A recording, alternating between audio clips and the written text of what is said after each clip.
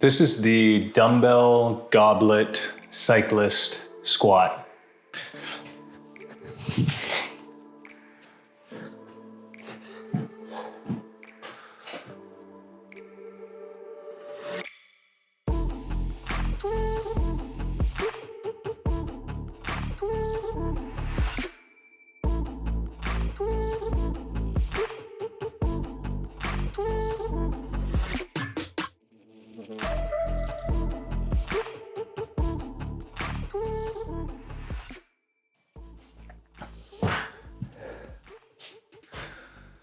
So for this variation of the exercise, we need 2 pieces of equipment.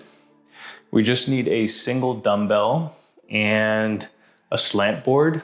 If you don't have a slant board, we can use squat wedges, or we can use a 25-pound or 45-pound weight plate, and we just elevate our heels on the back of the plate to get the same effect as a slant board.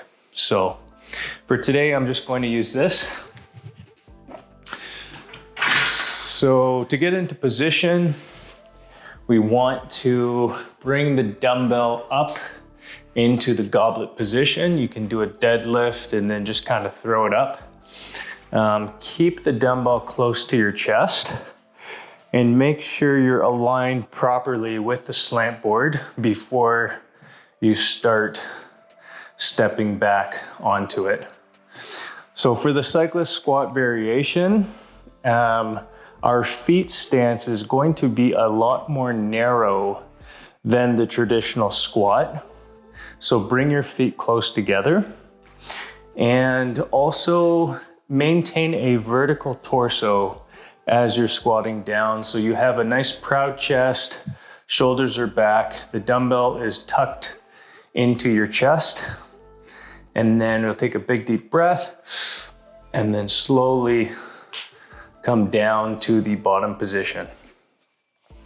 So ideally at the bottom, you're able to get your hamstrings quite close to the back of your calves. If not, then we'll work our way towards this position, but this is an ideal depth for the cyclist squat. So in the bottom position, again, maintain the vertical torso.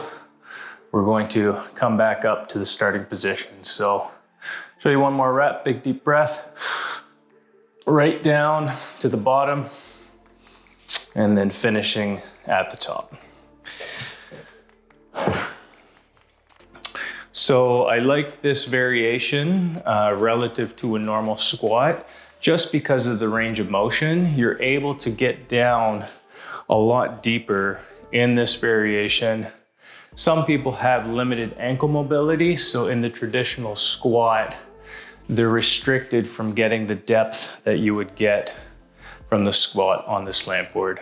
And by using a dumbbell, we're able to add progressive overload to this exercise so that you can continue to build strength over time. So again, dumbbell, goblet, cyclist, squat.